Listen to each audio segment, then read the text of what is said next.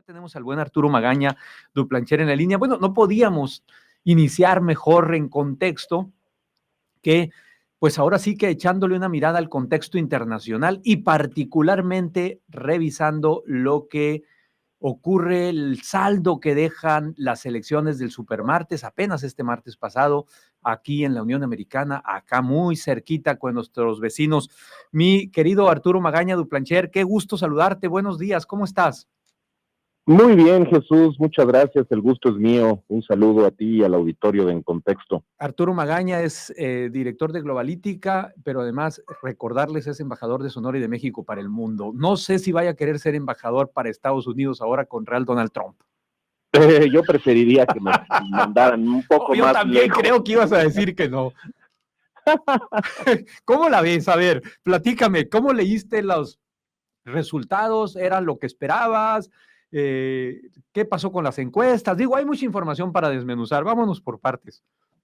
Sí, Jesús, pues mira, la verdad es que con cierta sorpresa, porque como veníamos comentando las semanas pasadas aquí en este espacio, pues se antojaba que iba a ser una elección muy competida, por un lado, que quizá a la noche de la elección no íbamos a saber quién ganaba por el tema de los estados columpio, ¿no? Y la dificultad, digamos, de que las encuestas pues presentaban prácticamente un empate en muchos de ellos. Y luego también por esta circunstancia que platicamos mucho de la distancia que hay entre el voto electoral y el voto popular, y que probablemente un candidato podía tener uno pero no el otro.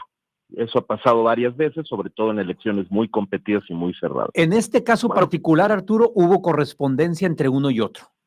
Hubo perfecta correspondencia entre el voto electoral y el voto popular. Se lo llevó Trump, y además Trump se llevó prácticamente todos los estados columpio. Algunos por un margen más amplio, ¿no? Sí. 4% por ahí en Carolina del Norte, pero en otros, digamos, sí por uno más cerrado. De todos modos se los lleva todos, se lleva Pensilvania, se lleva Michigan, se lleva Arizona, etcétera. Y la cuestión es que, pues, efectivamente las encuestas solo miden lo que las personas quieren decirle al encuestador. Sí.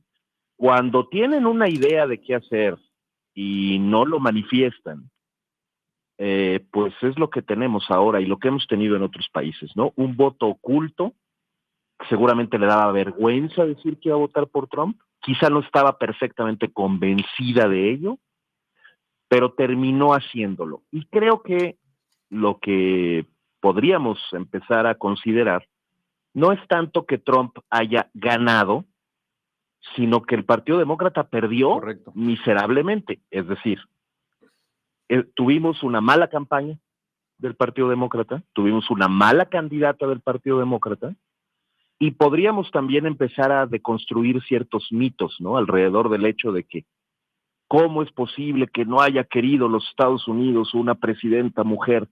No, lo que pasa es que también estamos hablando de virtudes, defectos, carismas, habilidades de cada uno de estos candidatos, y Kamala Harris fue una candidata muy mala. ¿Qué le pasó, Arturo, a Kamala Harris? Todo el mundo lo comentaba, ¿no? ¿Qué le pasó? Sí, ¿qué le pasó? O sea, hubo un momentum cuando los demócratas, como decimos en el argot en México, sentaron a Biden y ella pues prendió las alarmas de los republicanos, se veía bien, tuvo los debates con Trump y parece que podía caminar, pero ¿por qué le faltó tracción a la campaña de Kamala Harris?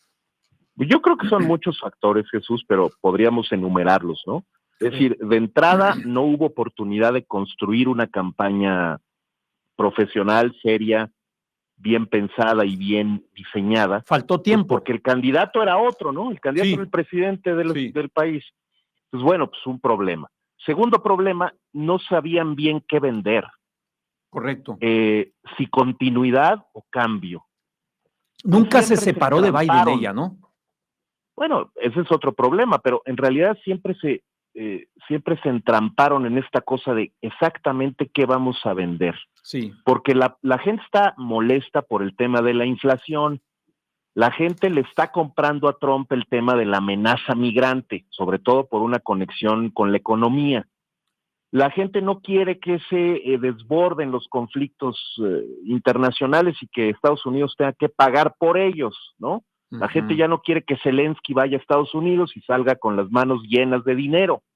¿Por qué? Porque pues ese dinero debería quedarse en la economía de Estados Unidos. La gente está también con cierta incertidumbre frente a lo que pasa en Ucrania, Rusia, etcétera. Pero sobre todo la gente no quiere poner en peligro, o más bien la gente está enojada porque la situación económica no es ni remotamente la que le ofrecieron los demócratas. Bueno, pues en ese dilema ella no supo navegar, definitivamente. Hay muchas evidencias de que llegaba a las distintas comunidades y siempre titubeaba sobre exactamente qué ofrecer en el programa político, ¿no? Incluso no le pudieron convencer de armar un discurso de, por ejemplo, que los más ricos paguen más impuestos, para hacer el contraste con Trump, que solo habló de bajar impuestos, pero bajar impuestos para todos, no solo para los ricos, ¿no? Y entonces, pues, obviamente Bernie Sanders sale hace poquito, ¿no?, después de la elección, a decir: mi partido le dio la espalda a la clase trabajadora, toda la clase trabajadora se la llevó Trump. Es una tragedia, porque el Partido Demócrata tiene ahí su electorado muy cautivo desde hace muchos años, con propuestas que van justamente a la clase trabajadora. Bueno, pues ella titubeó porque dijo: caray, no quiero tampoco perder el voto de los millonarios. Le pasó el problema de Gaza igual, ¿no? Pierde todo Michigan porque es incapaz de hacer una crítica certera y atractiva para los millones de personas que están consternadas por la crisis humanitaria en Gaza, y más bien para cortejar el voto judío, que probablemente de todos modos no le iba a respaldar. Bueno, en fin, es decir, hay un montón de problemas de diseño de un programa de campaña y de unas ofertas que no resonaron. El problema con Trump es que también tienes enfrente un carisma, sin duda, de un personaje que dice dos o tres cositas muy simples y que con eso desarticula casi cualquier idea de política pública. ¿Qué necesitaba ella? Ella necesitaba muchos soundbites y muchas ideas de contraste frente a Trump. No bastaba nada más con decir soy mujer, por ejemplo. Sí, claro. Y mucho menos con parecer afroamericana, porque no lo es hija de una señora de la India. Bueno, tampoco era suficiente con ofrecer continuidad con Biden, porque la verdad es que Biden en las encuestas está muy mal evaluado, tiene una popularidad del 40% en el mejor de los casos, ¿no? Y para un presidente que se quiere reelegir, pues eso es muy mala cosa. Y por otra parte, pues el partido creo que no hizo el trabajo. El trabajo era decirle a Biden: tú no eres, y decirle a Kamala: tú tampoco. Y vamos a una convención en donde busquemos un perfil realmente capaz de hacer todas estas cosas. Porque la verdad es que Kamala, pues había que verla en las entrevistas, cometía cualquier cantidad de errores. Uno diría, desde este lado del mundo: caray, pero si Trump puede cometer incluso más errores que ella. Sí, pero en la psique, digamos, de común del americano, él tiene permiso para eso y ella no. Eso es injusto totalmente, pero así son estas cosas, ¿no?, de la comunicación política. Sí, sobre todo, partiendo de la idea de que las campañas son un 90% o más emocionales. Trump puede decir cualquier cantidad de barrabasadas, que la razón, alguien que es medianamente racional dice: ese tipo está loco, pero pega en la emoción de muchísima gente. Arturo, tengo que hacer el corte de los 15, ¿me aguantas? Claro. Quisiera dejar en la mesa un tema. ¿Qué castigó? Además de todo del mal diseño de campaña, del mal contraste o del nulo contraste que se pudo haber hecho, pues las campañas en el mundo son de continuidad o son de cambio. Cualquiera que estudia el manual básico de comunicación política sabe eso. Una campaña ofrece continuidad, y para ofrecer continuidad tiene que haber asideros para que haya esa continuidad. En México lo vimos y les funcionó muy re bien. Independientemente de lo que se pueda pensar, les funcionó muy re bien. Yo quisiera que me dijeras, regresando del corte, ¿qué crees que fue lo que castigó más el electorado norteamericano de la administración de Biden, que no le dio la posibilidad a Kamala de llegar a la Casa Blanca? Estoy platicando con Arturo Magaña Duplancher, director de Globalítica, y estamos echándole una mirada precisamente al contexto internacional, enfocándonos por razones obvias en lo que pasa en Estados Unidos. Es una elección que nos implica mucho como país y sobre todo nos implica mucho como región, pues somos vecinos, así de sencillo. Compartimos frontera y todo lo que ello implica. Arturo, nos quedábamos en el análisis de las campañas. Te decía, Sí. ¿qué no vio el electorado que podía hacer? ¿Qué castigó el electorado del trabajo de Biden de los últimos 4 años, como para no refrendar a Kamala y a los demócratas en la presidencia?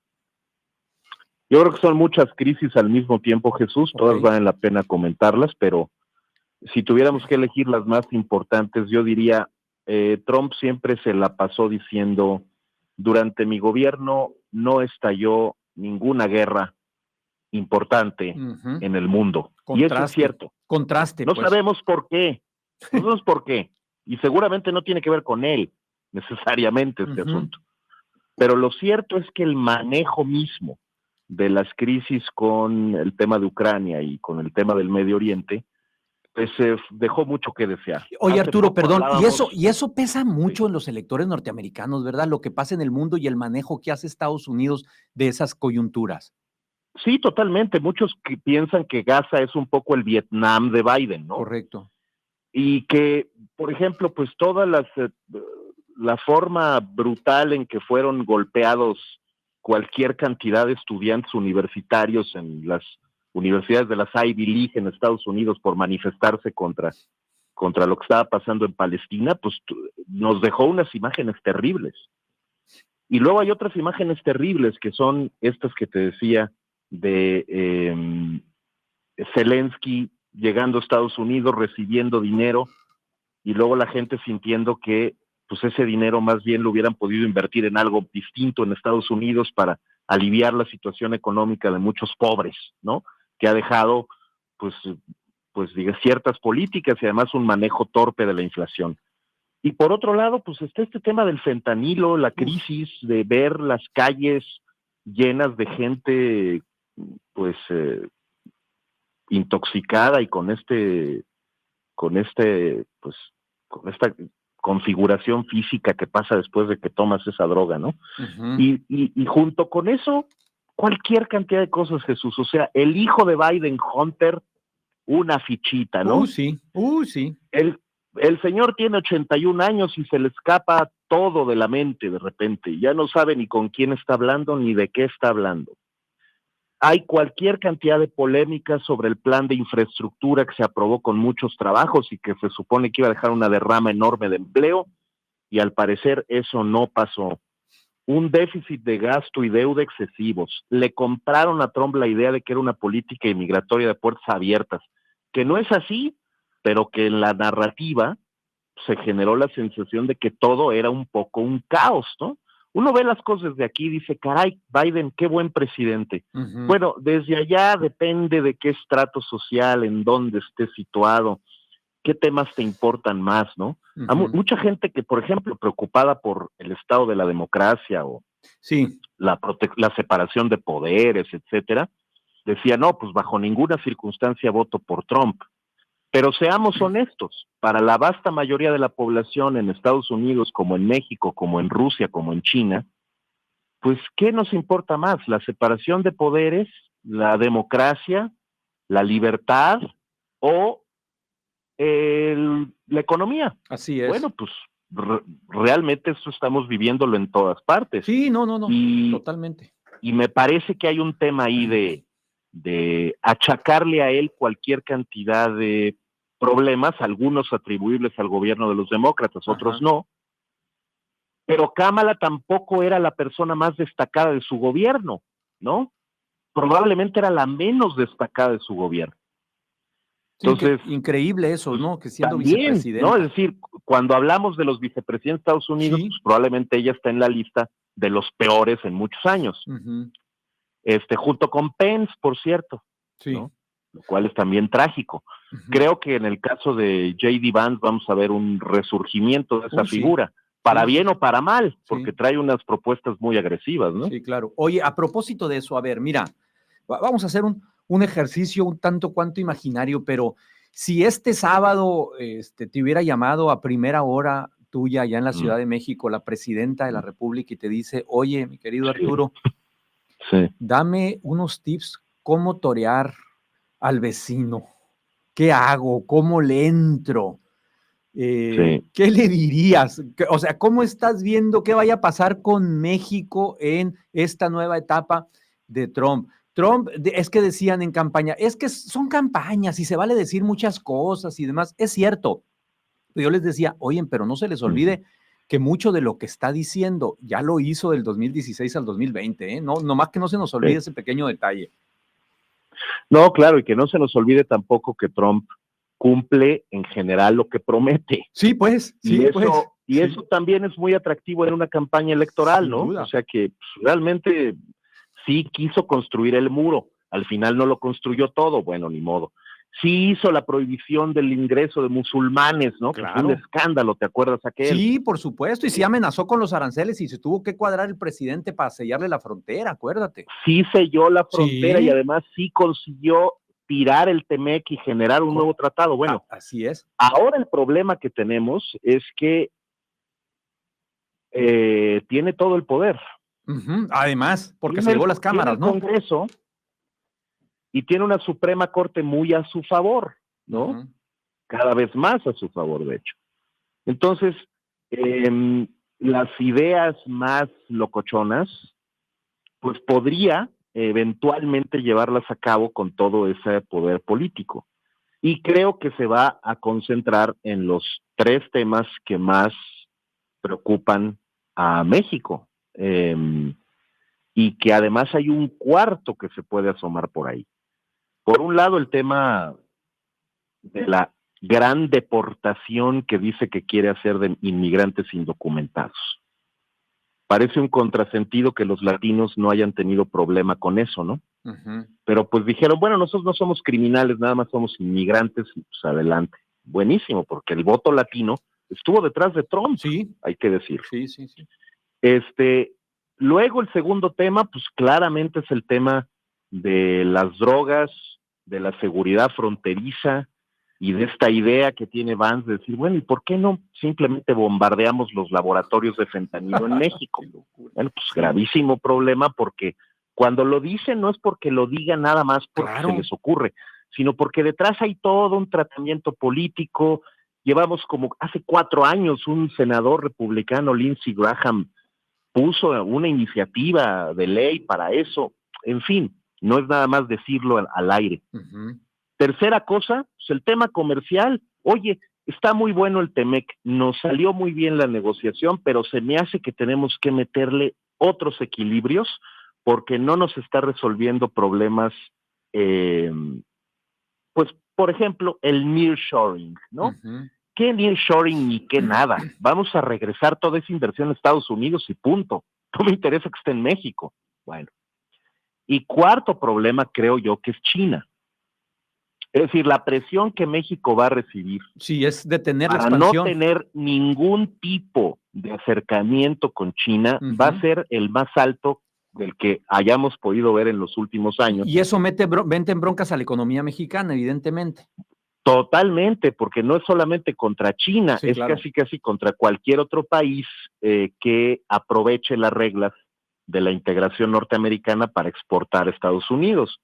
Bueno, y por otra parte, porque México va a tener que obligarse a una serie de cláusulas que tampoco necesariamente le convienen, ¿no? En esos términos. Va a ser una revisión muy difícil del TEMEC, va a ser una revisión muy difícil de la política migratoria. Y yo creo que no hay una sola manera de arreglar esto o de proponer cómo revisarlo o cómo administrar esta crisis. Más bien lo que sí hay que pensar es qué va a ganar México de todo esto. Porque si todo esto lo logra Trump, México no habría ganado nada. Al contrario. Entonces, habría que pensar en 4 cosas que podríamos sacarle a Trump a cambio de esas 4 concesiones, porque una negociación es así, ¿no? Es decir, uno obtiene cosas. La verdad es que la negociación con Trump que hicimos en el pasado, bueno, no, yo no la hice, desde luego, que se hizo en el pasado, como país. pues fue realmente negativa para México en casi todos los frentes. Uno se puede simplemente conformar con decir, bueno, nos permitió seguir en el tratado, nos permitió seguir comerciando con Estados Unidos. Bueno, México tiene fichas importantes, no estamos completamente mancos ni desamparados, y Estados Unidos necesita a México. Sí, claro. Lo que yo le diría, si me hubiera llamado, es, tenemos que hacer una relación personal con gobernadores, congresistas, empresarios, sociedad civil, gente con influencia en Estados Unidos, porque hay que despresidencializar la relación con Estados Unidos. Nada fácil, ¿eh? ¿Qué es eso? Pues hacer un contrapeso para que cualquier cosa que quiera plantear contra México, que haya voces de peso y autoridad allá que se lo traten de impedir por la vía política, porque por la vía institucional no se va a poder, ¿eh?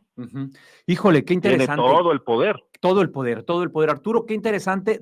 Se nos queda la cancha muy abierta y con muchos temas que seguramente podremos seguir tocando en próximas emisiones de En Contexto. Lamentablemente, pues se nos termina el tiempo. Te agradezco muchísimo, como cada sábado, tu generosidad para compartir tu visión del mundo con nosotros. ¿Dónde te leemos? ¿Dónde te seguimos? Digo, lamentablemente no hay mucho lugar para el optimismo, ¿no? Pero bueno, en fin. No, yo coincido contigo. No, hay gente que sí es optimista, pero para ver estas cosas, pero bueno, yo coincido. ¿Dónde te leemos? @Duplancher, @Globalítica, y aquí nos escuchamos. Nos faltó y lo dejamos para la próxima, si quieres, si te parece, entrarle a cómo se van erosionando y cómo se siguen erosionando las democracias en el mundo por personajes, por ponerles un calificativo todavía medianamente tranquilo, autócratas. Bueno, y ya hablaremos también de los cristalazos en Ámsterdam contra la población judía, que realmente nos deja helados, ¿no? Sí, totalmente. Va a haber mucho que hablar. Espero que podamos coincidir dentro de 8 días.